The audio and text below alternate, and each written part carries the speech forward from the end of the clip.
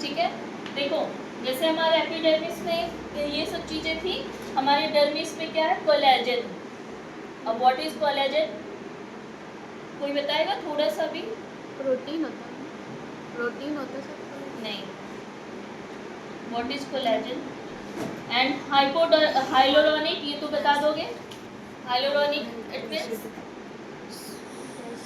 Oil, hyaluronic oil होता है ये, एक एसिड। चलो एलास्टिन,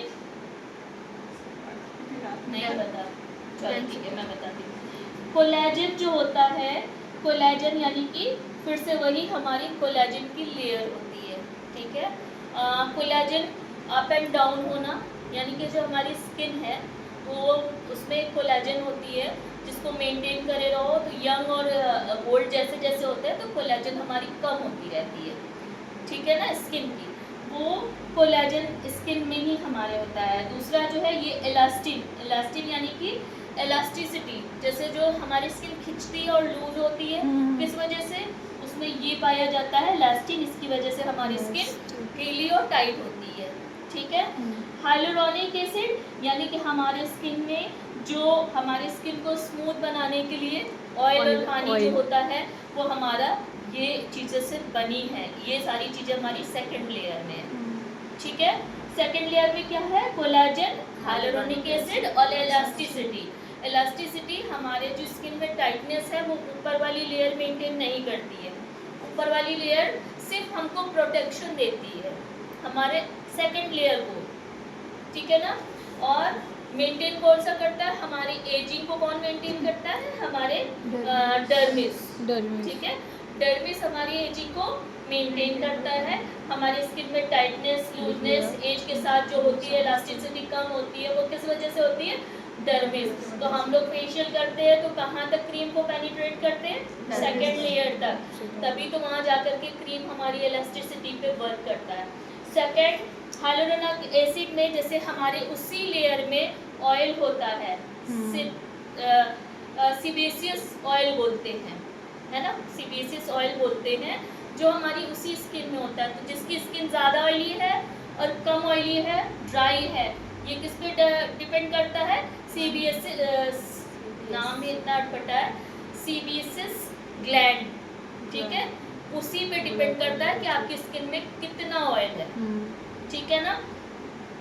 और इलास्टिसिटी क्या मेंटेन करता है, आपके लचीलेपन को, लूज और टाइट, ठीक है। अब ये स्किन सेकंड लेयर में होता है और प्रोटेक्ट किसको करता है, हमारे अंदर सेकंड लेयर में जो नर्व्स होते हैं ना, पतले पतले, उनकी केयर। जैसे फर्स्ट ने किसको केयर किया, सेकंड को, सेकंड किसको केयर कर रहा है, उसी जो है सेकंड लेयर के पास हमारी पतली पतली नसें होती हैं जिसको वो प्रोटेक्ट करता है। उसी नस में ब्लड, आपको ऑयल, पानी सब कहाँ से मिल रहा है, सेकंड लेयर से। यानी कि आपकी स्किन को जो अच्छा बुरा जिंदा रखने के लिए ज़रूरत है वो किसकी ज़रूरत है, सेकंड लेयर की। सेकंड लेयर में ही आपका खाना, पानी, ऑयल सब कुछ है, ठीक है। आपका बुढ़ापा, जवानी सब कहाँ है, सेकंड लेयर में। क्या क्या इसमें, कोलेजन है, हाइलोरोनिक एसिड है और इलास्टिन है आपका, ठीक है। ये सेकंड लेयर में। आप समझ में आ रहा है डर्मिस का काम, कि हमारे सेकंड लेयर में क्या है, फर्स्ट लेयर क्या करता है, सेकंड लेयर क्या करता है, सेकंड लेयर ही हमको ऑयल देता है, सेकंड लेयर ही हमको वाटर देता है, सेकंड लेयर ही हमको एजिंग से इलास्टिसिटी को देता है। कोलेजन, कोलेजन बूस्ट करना, यानी कि आपके जैसे एक तरह से जो स्किन की हेल्दी प्रोटीन होती है उसी को कोलेजन बोलते हैं एक तरह से।